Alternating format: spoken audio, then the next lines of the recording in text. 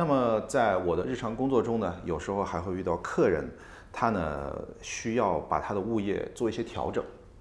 有的时候是大换小，小换大，多换少，但是我们遇到的更多的呢，是把远处的物业、郊区的物业置换到市区里面来。我自己个人觉得，在现在这个时间点，算是一个还不错的选择，因为整体的物业价格下降了，那么置换它所需的资金也就减少了，它的操作成本都一样，你买的房子便宜了，是的，所以你可能这就是一个比较好的切入点。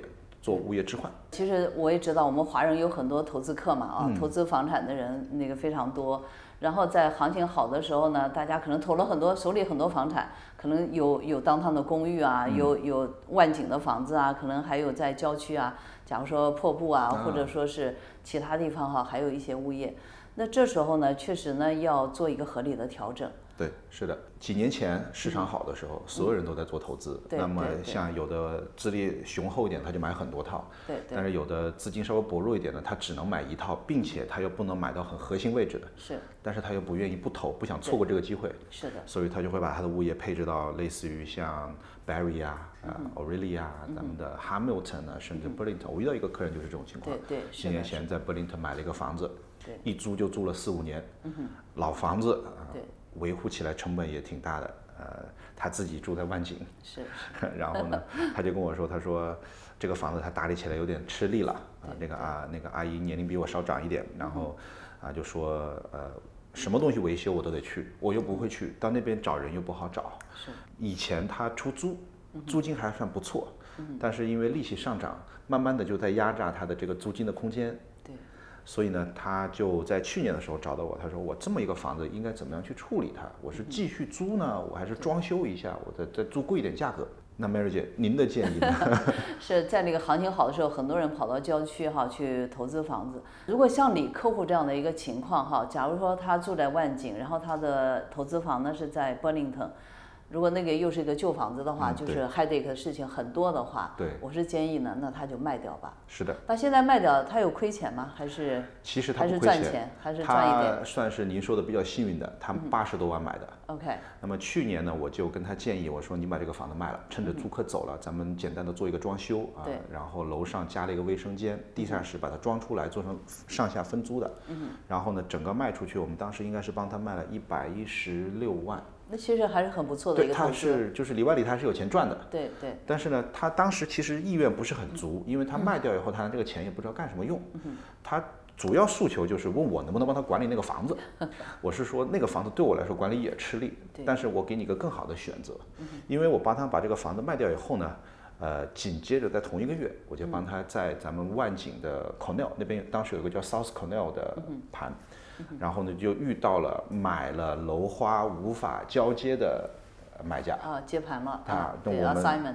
对 assignment。当时呢，他是应该是一个115万的楼花，OK， 付了20%的首付无法交接，无法贷款。那么我们就是应该是90万左右吧，92、3万左右，具体多少钱不太记得了，90多万就把这个房子给买下来了。因为我当时是这么说的，我说如果同样是一个 freehold 的物业用来出租，管理上来讲，您住万景 ，Cornell 在万景，管理轻松很多，相比 Burlington， 同时涨幅 ，Burlington 是一个人口流出的城市，而万景是一个人口流入的城市，尤其是类似于像 Cornell 这种社区，它有大量的新移民进入，所以如果小区也好嘛，对，小区也好，那边还有医院 Stouffville Hospital， 对吧？然后社区中心、学校排名也不差，那我想，如果咱们以一个5年为周期来讲的话，同样的房子 ，Burlington 不涨。Cornell 往上涨，Burlington 往上涨 ，Cornell 更涨。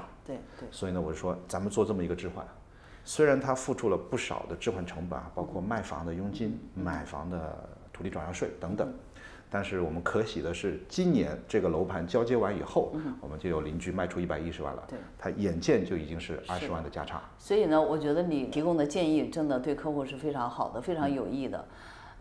这也是说明你的专业度啊，真的专业度很高。因为呢，如果说 Burlington 他房子如果当时他不卖的话，现在可能还跌了。对，是的，还卖不到这个钱了。事实情况是跌的。然后 Cornell 呢，你当时买呢，因为是那个捡漏了，所以呢，而且那个社区呢，即使在现在行情不是太好的情况下，那个区还是上涨的这个对它比较坚定。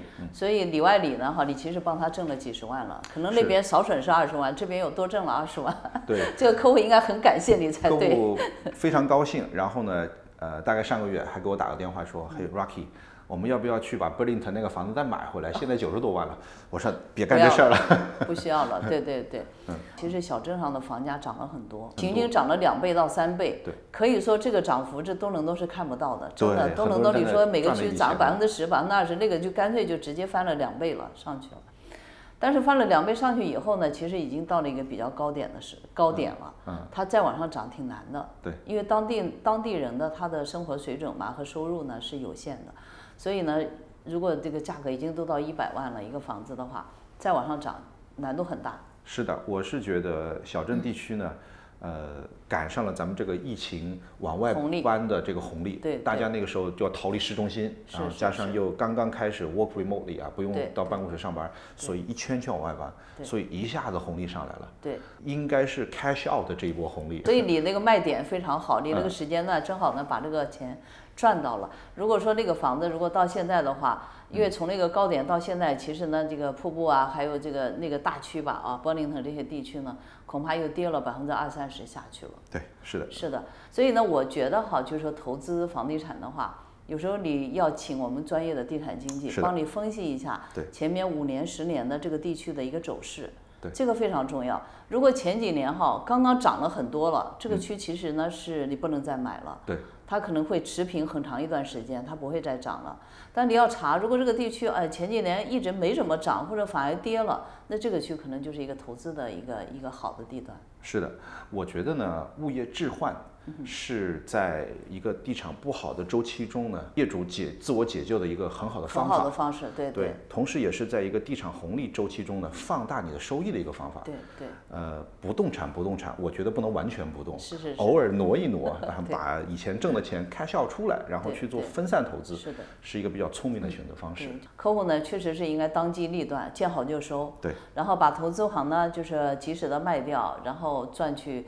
拿得到的利润呢，去投资更好的房产，或者止损，对，或者止损，把亏损特别大的物业割肉卖掉，但是呢，把这一团损失转嫁到另外一个物业上，因为在这个市场上总有比你经济条件情况更糟糕的人，他不得不被迫卖出自己更优质的物业。对，如果你现在今天你损失10万块钱，你卖掉你的房子了，你可能真的很心疼啊。但是呢，如果说你又投资到一个更好的物业了，明年你涨了20万，然后里外里你还是挣了。对，是的，这样子就是我们说嘛，要减就要减个人的漏，不能减时代的漏。是。这个市场呢，这个变化也是瞬息万变的，就是说最坏的时候，可能也是最好的机会。其实，在危机当中，我觉得总有那个机遇的。对。所以在这个时期对于有的投资人来说呢，如果你有现金的话，其实现在是入市的好时机。有人已经现在是一个捡漏的好时机。对，有人已经在做了，这个是默默无闻的不发出声音的在收一些房子。收房子。我们也有一些经纪大牌经纪自己也在做这些事情，客人要转让的折价转让的楼花转不出去，就自己收了吧。我知道你已经亏了这么多了，你们帮我把首付都付了，对，我还有什么可损失的呢？是的。所以我也希望呢，就是在我们专业地产经纪的帮助下，帮助每一个投资人呢，都找到好的物业投资产品，在危机跟机遇中寻找机会。是的，谢谢大家。